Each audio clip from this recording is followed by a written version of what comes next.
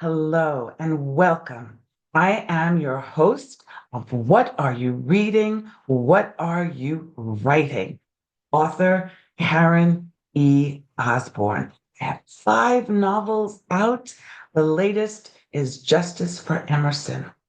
I am so glad that you're here. This is a space for readers and writers to come together and talk about books. It is always a pleasure to introduce all of you to a writer friend, to someone whose writing I enjoy, who's somebody that I write with in a writing group. So you are here to meet the amazing Suzanne Groves. Hey, Suzanne. Hello. I am so glad that you could join us today. And this is publication day. The Pebble in the Pond came out today. And that is such a wonderful feeling, isn't it? It's Ah, yes. ah, After a dream of 40 years, diverted and finally realized. And yeah, there's nothing quite like it. It's nothing, isn't. there's no feeling quite like it. And although this is your first novel, this is not your first book. You have two No, books already out. And I yeah, think that no matter how, I think each time it's still like an amazing feeling. Like, look what I birthed. exactly. So tell us the setting, the time, premise of The Pebble in the Pond. The Pebble in the Pond is set in 1978, at least that's when it starts, in a fictitious town outside of Richmond, Virginia. So we're talking Southern. Bless your heart. It is basically, yeah, I forgot to wear my pearls. It is essentially the story of tradition versus progress. It's a story about redemption, reinvention. Uh, whether you're recovering from the loss of a business or the discovery of a well hidden family secret or even a battle with addiction, the story really illustrates that, like a pebble thrown into a pond, our actions can create a positive ripple effect around us. Said more specifically, a single individual standing in his or her authenticity, integrity, adhering to their own moral compass can actually favorably, positively influence a community. And I think it's such a timely story, though it's set in 1978, because I think so many of us are living in a world now where we don't feel like we can make a difference, but we can in those little concentric circles around us, whether it's at church or whether it's at the grocery store or just helping a neighbor. But it's beyond random acts of kindness. It really is about character. And my main character has character galore. Let's talk The about them. Let's talk about them. So let's talk about your two protagonists. What are they like? What's their backgrounds? What are their quirks? Give us a sense of these two very intriguing characters. And the third one. There's a third okay, one in there too. so Miriam Llewellyn is one of the two main characters, and she is very modest. She's very plain. One might suggest dowdy, although I've never used that to describe her. Um, there's nothing prestigious or pretentious about her. And she and her husband find themselves relocating at her grandfather's deathbed request to Stewart's Landing. So she thinks that they're going to get a new start. They're moving into this bucolic, lovely community, which she did not realize was rife with. It was a lioness den of snark and judgment, and she wasn't expecting that. So the other main character is Louise Winston Caldwell, who comes from old Southern money, and she rules Stewart's Landing with an iron fist. Better said, a velvet hammer. She runs all the things, and she does not take a liking to the fact that people immediately are drawn to Miriam. And how dare this little country mouse get more attention than I am. So it's a book about women's dynamics, the complexity and the layered the nuances of Yeah. women's relationships. My husband read it, cried at the end, and said, every man needs to read this to understand why women interact the way that they do. And then I've got a tertiary character who's kind of a foil for both Miriam and Louise, and her name is Bitsy Butler. And I her love that husband name. owns the local automobile dealership. See, I love that. That is a very Southern name too. But that's really terrific. So inspired this book. You know what? You said 40 years in the making, but that was more about your journey, right? Your writing journey and letting life take you away from writing. But what inspired this book? I had finished writing my memoir, and I was playing around with fiction and with different ideas. And I entered the NYT Midnight Challenge flash fiction contest, which you have 48 hours to create a 1,000 word story. They give a genre, a prompt, I'm sorry, a genre, a prop, and a location. Mine was crime caper, hairspray, pub. So I wrote this ridiculous story about basically Miriam and Louise having a cat fight in a pub over a shepherd's pie recipe. It was ridiculous. It was funny. Hair pulling. Louise's hair is shellacked with hairspray. I got it all in. I cleared the next round, which was exciting. I shared the short story with one of my author friends, and she said, Suzanne, you need, because she's also Southern, you need to write this as a novel. So I just dug in. I had no idea where I was going. I wrote a chapter a day. In 3 months, I had the first draft written. Then it went to edit, and I realized that there were some things about the craft that I still needed to learn. Having written professionally my entire career, writing fiction is very different. So I took time to learn the craft a little bit more, went through more edits, more revisions. A year and a half later, it was finally ready to see the light of day. And here she is. Look at Once her again, on her publication day. That I know. cover is so beautiful. You were Thank you. telling me that your editor thought that it had what was the book that they were comparing it to? Where the crawdads sing. Yeah, yeah. And it has that same feel to it. I love the cover, but it don't let it fool you, because there's a lot of chaos in this book with a very calm cover, but it's wacky and it's fun and it's poignant. It's quirky. Uh, I love the characters so much that two of them, my idiosyncratic Webster sisters, who were in their 70s in Pebble, I'm writing their backstory, which starts in 1927. Yes, I've had the pleasure of reading it as Suzanne and I are in a writing group together, and I've been enjoying reading the prequel, which is very cool, and it takes place also in Stuart's Landing.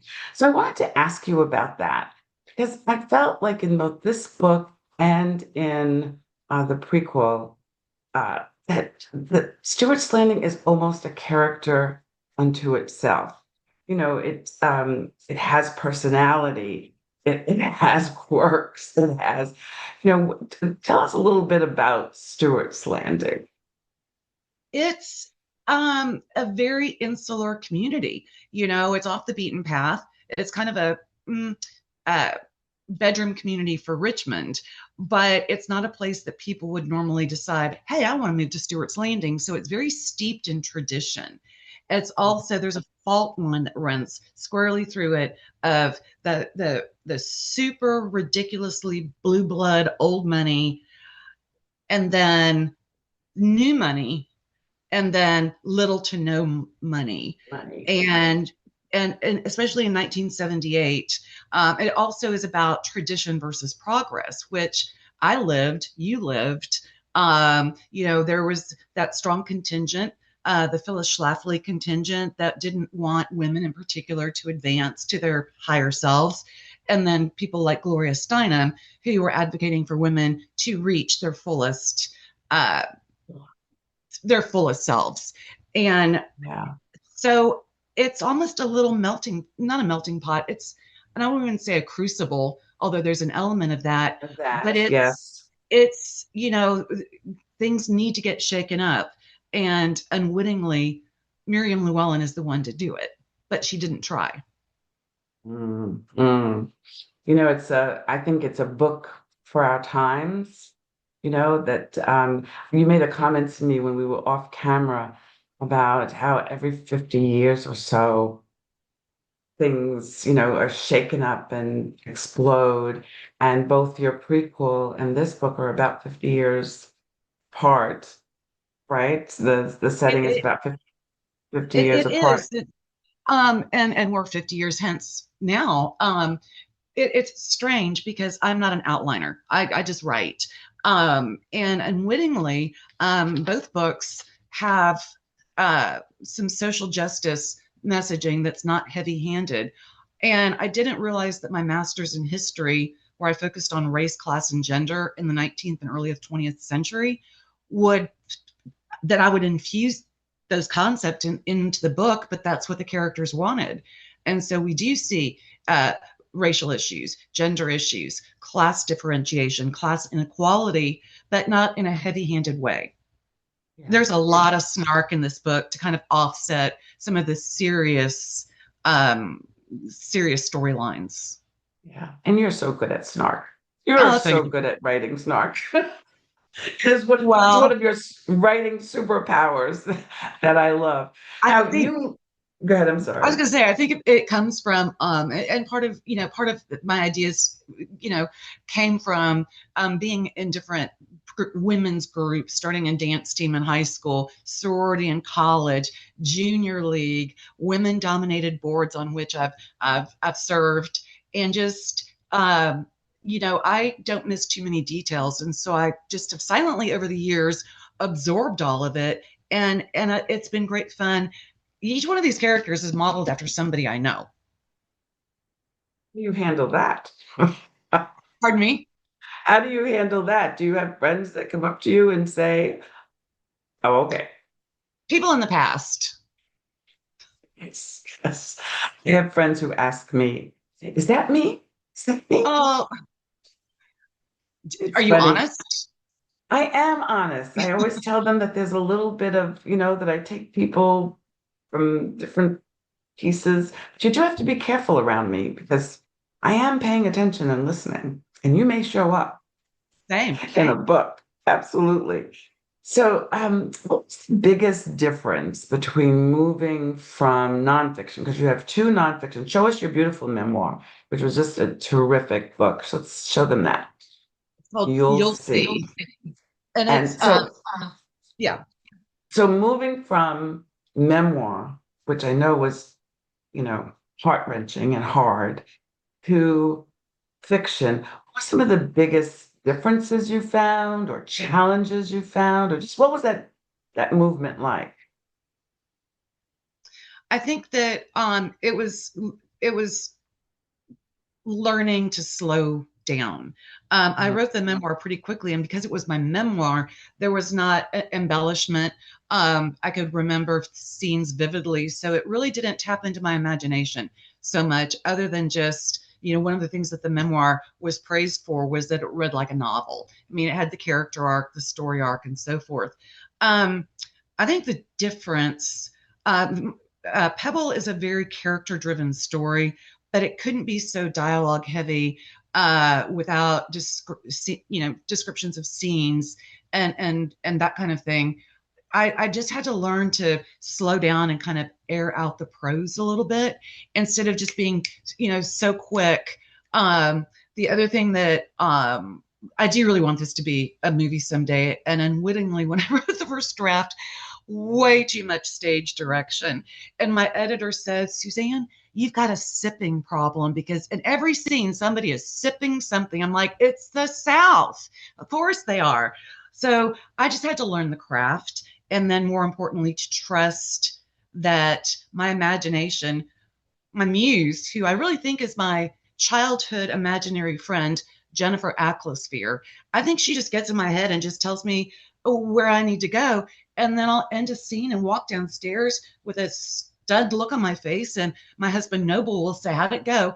And I will tell him, "I think my muse is drunk today because I have no idea where this came from, but I'm going with I love your drunken muse. I it." think I absolutely love that. Love that. And so we mentioned this already that you're working on right now. You're working on a prequel that hopefully will be out in the next year, That's my sooner. plan.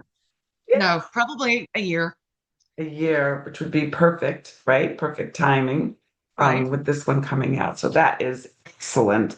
Um, as you with the things that you learned about yourself, you gave us some hints that about trusting yourself and trusting your imagination.